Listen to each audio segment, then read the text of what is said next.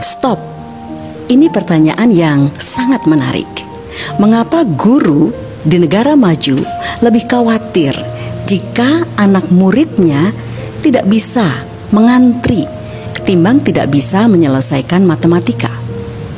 Seorang guru di Australia pernah berkata, "Kami tidak terlalu khawatir. Anak-anak sekolah dasar kami tidak pandai matematika. Kami jauh lebih khawatir jika mereka tidak pandai mengantri." Saya tanya, kenapa begitu? Dan dia pun menjawab, satu, karena kita hanya perlu melatih anak 3 bulan saja secara intensif untuk bisa matematika.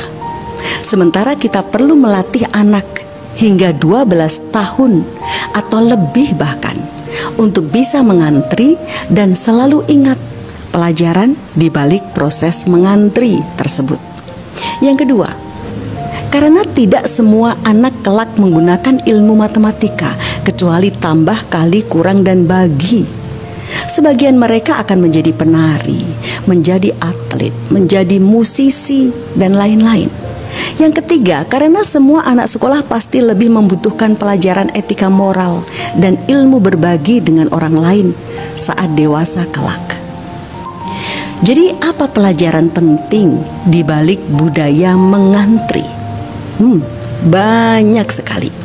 Yang pertama, anak belajar manajemen waktu.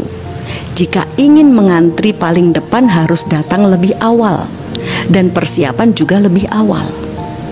Kemudian yang kedua, anak belajar bersabar menunggu gilirannya jika ia mendapat antrian di tengah atau di belakang.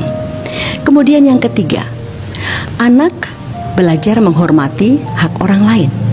Yang datang lebih awal akan dapat giliran lebih awal. Kemudian yang keempat, anak belajar disiplin, setara, tidak menyerobot hak orang lain. Kemudian yang kelima, anak belajar kreatif untuk memikirkan kegiatan apa yang bisa dilakukan untuk mengatasi kebosanan saat mengantri. Kalau di Jepang biasanya orang akan membaca buku saat mengantri. Kemudian yang keenam, anak bisa belajar bersosialisasi, menyapa dan berkomunikasi dengan orang lain yang ada di dalam antrian. Yang ketujuh, anak belajar tabah dan sabar menjalani proses dalam mencapai tujuannya. Yang kedelapan, anak belajar hukum sebab akibat, bahwa jika dia datang terlambat maka konsekuensinya antriannya di belakang. Yang kesembilan, anak belajar disiplin, teratur, dan menghargai orang lain. Kemudian yang ke-10, anak banyak belajar tentang rasa malu apabila dia menyerobot hak orang lain. Masih banyak pelajaran lainnya. Anda bisa menemukan sendiri ya. Saya menerima tulisan ini dari sebuah grup WhatsApp. Siapapun yang menulisnya, saya ucapkan terima kasih dan saya share tulisan yang bagus ini. Semoga kita semuanya mendapatkan amal jariah. Amal jariah untuk penulisnya, amal jariah untuk yang menyimak dan mengambil pelajarannya, maupun amal jariah untuk yang menge-share.